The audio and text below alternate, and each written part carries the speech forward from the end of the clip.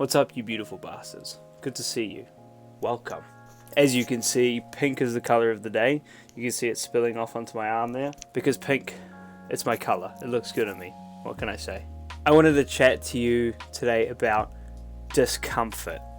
Something a lot of us, including myself, run away from because, go figure, it's uncomfortable. To illustrate what I'm going to talk about, I want to take you back to when I first hit the workforce when I was probably 19 years old.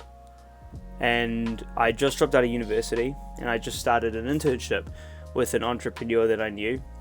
And the first task on the first day he gave me was to call through a list of 99 businesses who were his clients and to ask them for their updated business details, phone numbers, email addresses, things like that, checking that the details we had on file for their businesses were correct. Seems easy enough, right?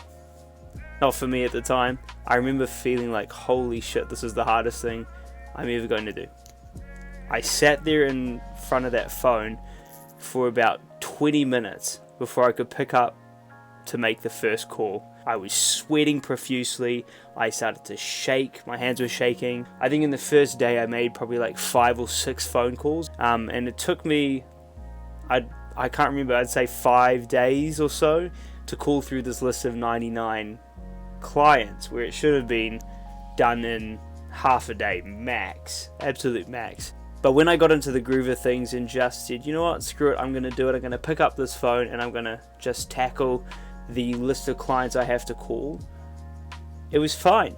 Now, I can show you the start and the end point of how scared shitless I was making those phone calls on my first day of professional work and contrast it to how easy I found it today.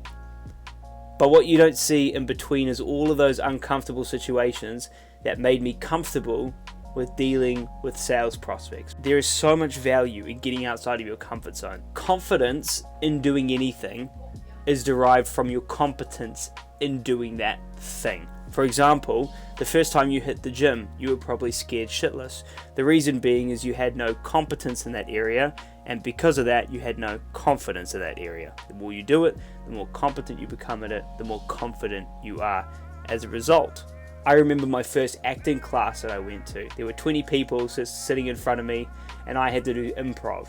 And I was visibly shaking. Like I could see my hand shaking like this, and I actually took my hands and stuck them underneath my thighs so no one else would see that I was shaking in my seat, quite literally. Now, I can get up in front of a group of people and it feels quite natural to me.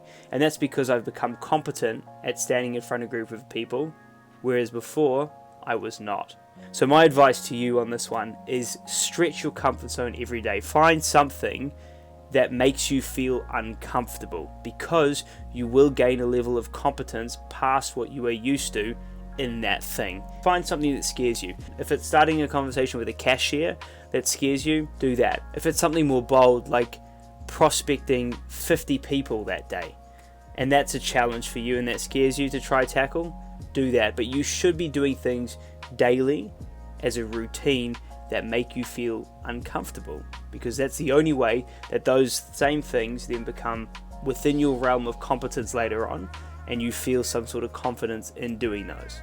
And you'll be amazed when you go head on towards the things that make you feel afraid and you extinguish those things, you become much more robust as a person, and there's much fewer things in this world that can scare you if you do things that scare you every day.